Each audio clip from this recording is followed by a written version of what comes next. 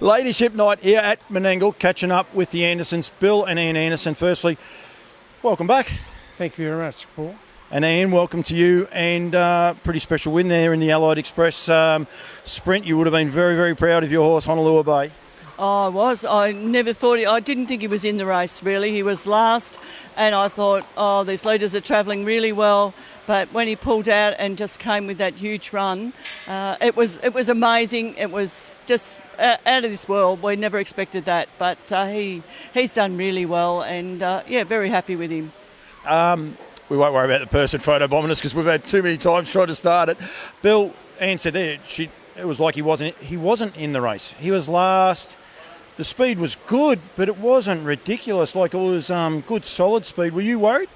Yeah, I was, Paul. I must admit, I thought at the 800 he was never going to get anywhere near, and David confirmed that.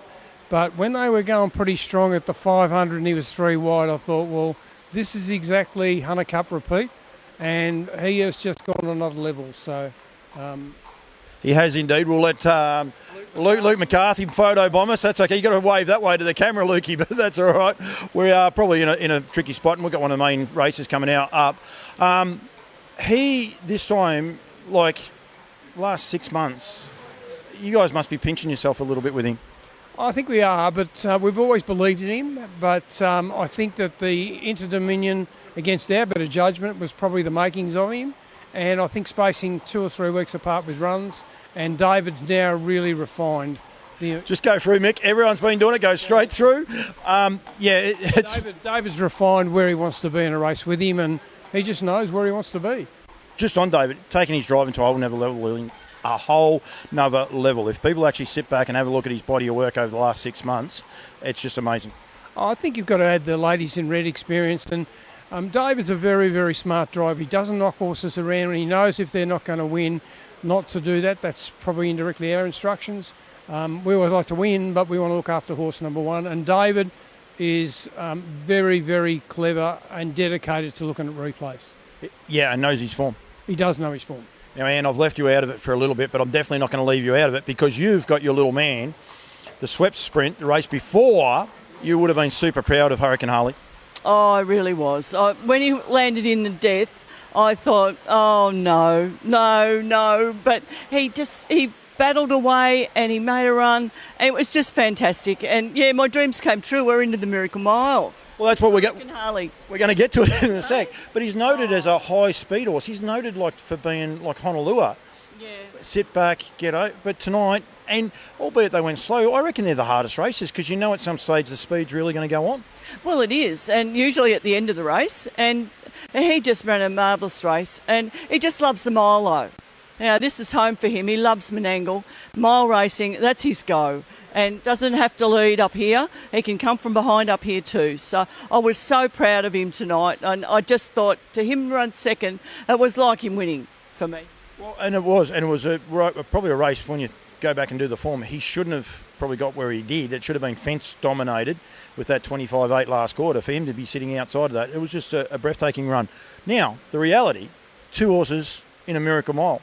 One of the pin-up races. I mean, Inter-Dominions, Hunter Cups, Miracle Miles. That's a big 3 in harness racing. You guys have got 2.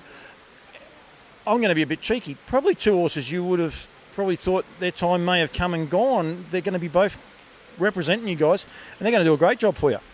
Oh, they definitely are. They're at the top of their game at the moment, these 2, and I'm just so proud of them. And they'll go out there, and we're just hoping we can get a barrier tomorrow when they draw the barriers. We've got Jeff Armstrong doing the barriers for us. We're booked on a plane to go to Queensland, so Jeff's going to do the honours tomorrow, and hopefully he has a bit of luck with them. Now, Bill had a funny little look on his face. I reckon he was thinking, Paul, you're being a bit cheeky there. But would you agree that I thought that maybe the big races and them being dominant in these races may have gone past them? They're just getting a bit longer in the tooth? Yeah, I think you're being very cheeky. I came here pretty confident that... I'm sorry. No, on their form coming here. No, what I mean is if you had a look back 3 months ago, 4 months ago, you'd be pinching yourself to have these 2 horses in this field. I think certainly 2. Honolua Bay, we've always believed in him.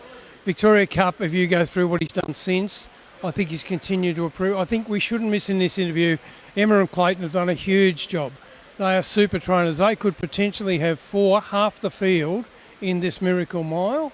and they don't train on this track. So I think our contribution is great, but their contribution is huge. And I think that for them, it's reward for a lot of hard work. It's an interesting little stat that if they happen to get another horse in, and we don't know that at the time of this recording, that'll be 3 years in a row that they've had half the field of the Miracle Mile.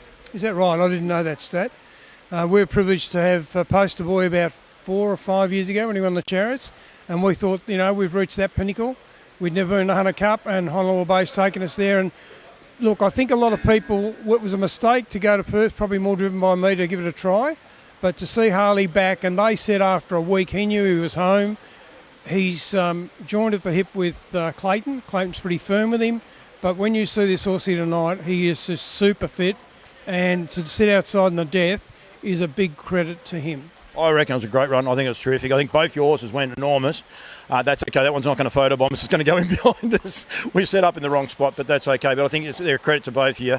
And I think well done. Please, as I said, I was being cheeky. I wasn't meaning they don't belong in there. It was back 6 months ago, I reckon. If you're sitting around the dinner table, you said that these two were going to be contesting a Miracle Mile and both going to be in the market. I reckon you would have got a shot. You would have, would have laughed at us. But I think, well done for what you guys are doing, Loris and Bloodstock, continuing to raise the bar. And I think it's a great effort. The year you've had so far, well done. Hopefully, this might be a little bit of a icing on the cake, a little one that you didn't know. But well done, congratulations. Thanks, Paul. It's something we never dreamed of. We're mainly racing juveniles, but then Honolulu Bay came out, and he is bred by Sun Beach, so that's where his speed comes from, and he's out of National Gallery, who's an Arts Place mare, and that's the strength, and that's probably the best part of it, that he's been asked to show that side of himself now, and he's done it, and we're so proud.